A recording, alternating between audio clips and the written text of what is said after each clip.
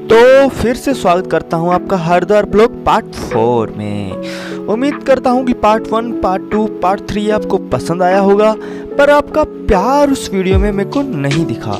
अगर आपको वीडियो पसंद आ रही है तो लाइक कर दीजिए, और ज़्यादा पसंद आ रही हैं तो कमेंट भी कर देना, मैं वहीं से समझ जाऊंगा कि आपको वीडियो पसंद आ रही है। और चलिए चलते हैं बिना देरी के वीडियो की तरफ, और पार्ट 4 में अपनी अमेजिंग जर्नी फिर से एक बार आपके साथ शेयर करते हैं। तो चलिए चलते हैं बिना देरी के।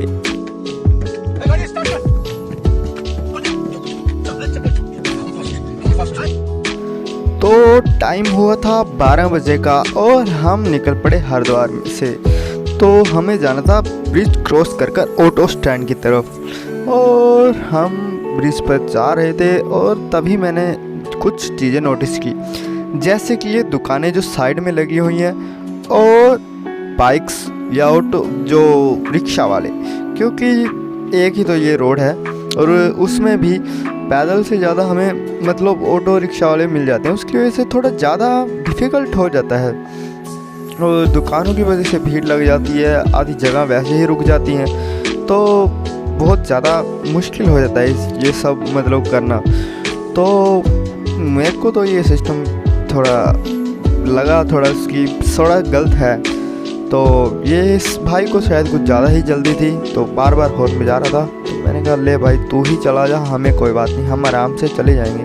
तो इस भाई की शायद दुकान चोरी होने मतलब दुकान लगाना था, इसलिए ग्राहक चोरी हो रहे थे, तो ये भी पूरी स्पीड में था। तो यहाँ पर भी हमारे साथ एक सीन हो गया। आगे जैसे ही ब्रिज ख़त्म होता है, मैं उसकी वीडियो बना नहीं पाया, पर काश बन जाती तो ज़्यादा मज़ा आता। तो छोटी बहन थी मेरी काजू, और वो उसको मासी जी ने हाथ पकड़ा हुआ था, और वो पता नहीं कहाँ पर खोई हुई थी, और वो लोहे के खंभे से टकरा गई। यहाँ पर आप उसे रोता हुआ देख सकते हैं कि उसके लगी भी थी, और थोड़ा सा खून भी आ रहा था। छोटी बच्ची हो क्या? तो हम यहाँ पर पहुँच चुके थे ऑटो रिक्शा स्टैंड पर, और हमें टेम्पो भी मिल चुका था। तो हमारे पास यहाँ पर दो प्रॉब्लम थी कि हमें एक टेम्पो में हम थोड़ी ज़्यादा लोग थे, तो एक टेम्पो में हम पूरे आ नहीं सकते, उसकी वजह से हमें दो टेम्पो पकड़ने थे, और साथ ही हमें एक साथ भी जाना था, तो उसकी वजह से बहुत सारे पंगे थे। तो धीरे धीरे हम एडजस्ट हो रहे थे। अच्छा, तो हमें एक टेम्पो फुल कर दिया था। तो यहाँ पर सिर्फ हमें यही प्रॉब्लम नहीं है, और भी प्रॉब्लम है। और प्रॉब्लम ये है कि हमारे जो सुनील मामा जी हैं, उनके पैर पूरे टेम्पो पर नहीं आ रहे थे। इसकी वजह से उन्होंने कहा कि मैं थोड़ा अनकंफर्टेबल हूँ, तो मुझे बाहर की तरफ आने दो। तो ये सबसे बड़ी प्रॉब्लम थी, और हमने इसे सॉल्व किया, जगह चेंज करवाई, और फिर हुआ कंफर्टेबल। उससे सुपारी निकाल के बात कर रहे हो। सह लेंगे थोड़ा सा। तो यहाँ से मैं, मेरा भाई, मेरी सिस्टर और अंकल जी जाने लगे ऋषिकेश की तरफ। तो यहाँ से ऋषिकेश है 14 से 18 किलोमीटर। मैंने मतलब कंप्लीट ना मतलब मैप किया नहीं, पर ये इतना ही था। हो सकता है 2200, पर इतना ही होएगा, अपने 15 से लेके 20-22 तक, हाँ इतना ही होएगा। तो ये हम हरिद्वार ब्रिज पर जा रहे हैं अपनी मंजिल की तरफ। तो चलिए यहाँ से मैं वीडियो थोड़ी फास्ट कर दूंगा, ताकि आपको थोड़े से और ज़्यादा नज़ारे मिल जाएं। मेरी शक्तियों का गलत इस्तेमाल किया गया है माँ। ये दुनिया बहुत खराब है माँ, थोड़ा बिल्कुल फिक्र मत कीजिए, मैं आ रहा हूँ, मैं बहुत जल्द आ रहा हूँ। अच्छा, तो यहाँ पर दो लेडीज़ और आकर टेम्पो में बैठ गई थी, और हर्षी आ गया हमारी गोदियों में। और अब देखो इसकी शक्ल कैसे है। वेल, सामने वाली चारों लेडीज़ को देखकर मुझे एक डायलॉग याद आ रहा था, और मैं वो आपको सुनाना चाहूँगा। तो आज हमारे सामने 4 मोहतरमा हॉट सीट पर बैठी हैं। तो अगला सवाल अजय देवगन की 4 विमल के लिए तालियां तालियां तालियां। तो सवाल कुछ इस तरह से है कि आप आखिर ऋषिकेश जाना क्यों चाहती है? ऑप्शन 1 कि आप नीलकंठ जाना चाहती हैं, या ऑप्शन 2 कि आप वहाँ पर अपने घर में जाना चाहती हैं, या ऑप्शन 3 कि आप वहाँ पर भी गंगा मैया में स्नान कर आना चाहती हैं, या ऑप्शन 4 सबसे महत्वपूर्ण ऑप्शन है, इस पर थोड़ा ध्यान दीजिए। क्या आप हरिद्वार से परेशान होकर आप ऋषिकेश ठेका ढूंढने जा रही हैं?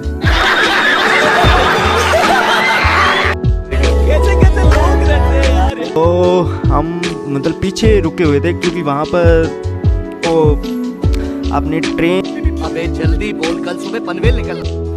तो हम लक्ष्मण झूले की तरफ पहुंचने वाले थे। और मैं आपके साथ एक बात और शेयर करता चलूं कि मैं मतलब 1.5 दिन से हरिद्वार घूम रहा था, और देखो मुझे वहाँ पर सच में एक भी फॉरेनर नहीं मिला, एक भी, मेरा खाता भी नहीं खुला था। पता नहीं वहाँ पर वैसे नॉर्मली हमेशा होते हैं, पर इस बार मुझे एक भी नहीं दिखा। तो यहाँ पर बिल्कुल अपोजिट था, यहाँ पर खाता नहीं खुला, यहाँ पर बारिश हो रही थी। ऐसे मेरा दिल कह रहा था, मेरा दिल ये रहा नहीं जाता, तड़प ही ऐसी है ना।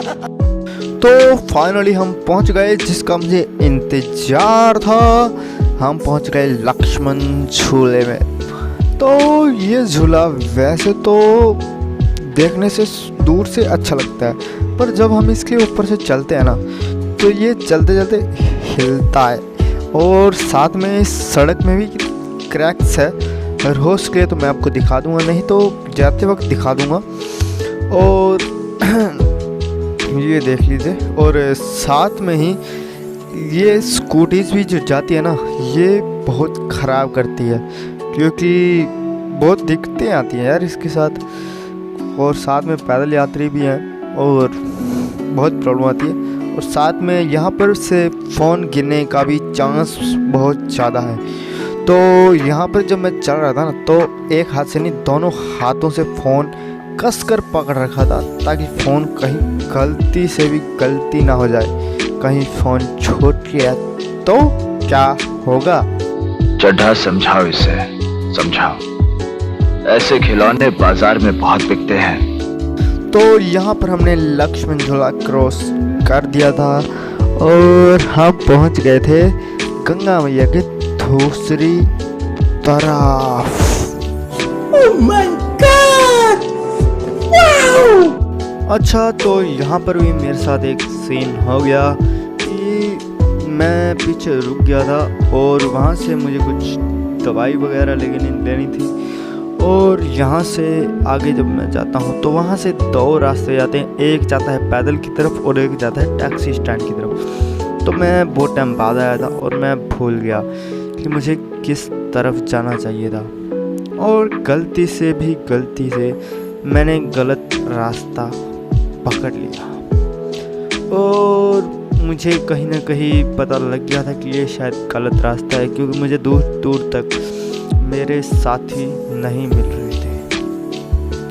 तो फिर भी मैं थोड़ी दूर जाता रहा। मैंने सोचा मैं थोड़ा ज़्यादा टाइम रुक गया था, तो मैं आगे जाता रहा। और आगे जब जाने के बाद जब मुझे महसूस होने लगा कि शायद अब मैं गलत रास्ते पर पहुंच गया, तब मैंने वापस मुड़ गया और भागना स्टार्ट किया, क्योंकि मुझे पता लग गया कि मैं गलत रास्ते पर हूँ और मुझे जल्दी जाना चाहिए, क्योंकि मेरे साथ वाले कहाँ पर है मुझे भी नहीं पता। और वो थे दूसरे रास्ते पर और मैं हूँ दूसरे रास्ते पर। मैं बहुत उनके पीछे था।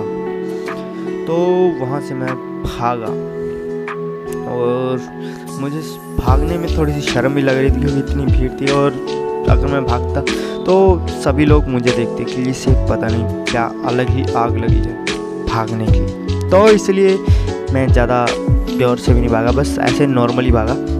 मतलब पैरों से जितना तेज़ चल सकता था उतना तेज़ चला मैं, बहुत चला। तो यहाँ से मैं राइट साइड चला गया था, पर मुझे जाना था स्ट्रेट।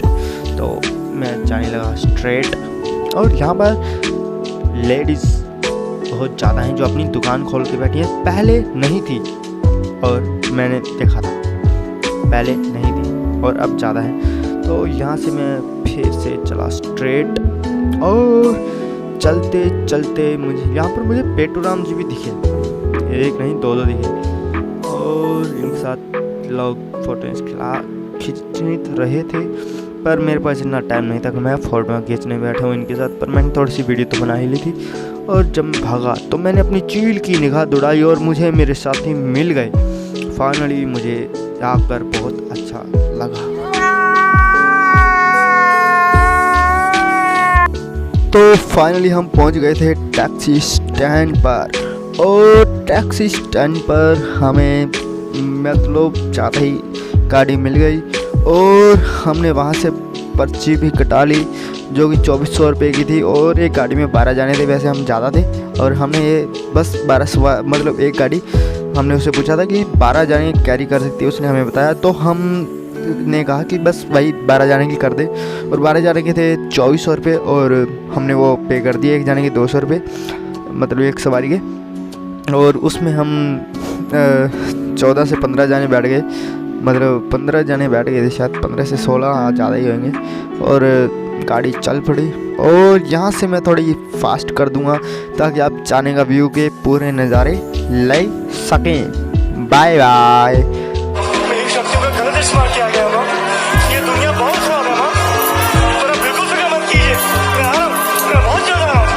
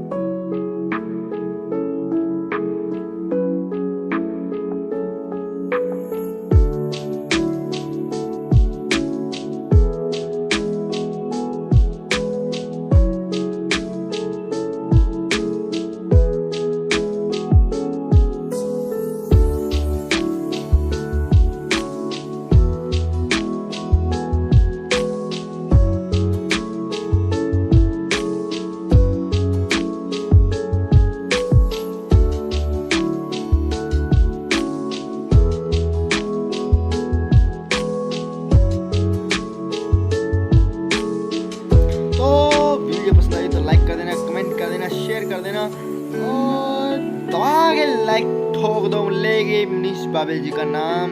और मैं आपको मिलूंगा पार्ट 5 में, पार्ट 1, पार्ट 2, पार्ट 3 नहीं देखा तो लिंक डिस्क्रिप्शन में दे दूंगा। तब तक के लिए बाय बाय, टाटा, फिर मिलेंगे।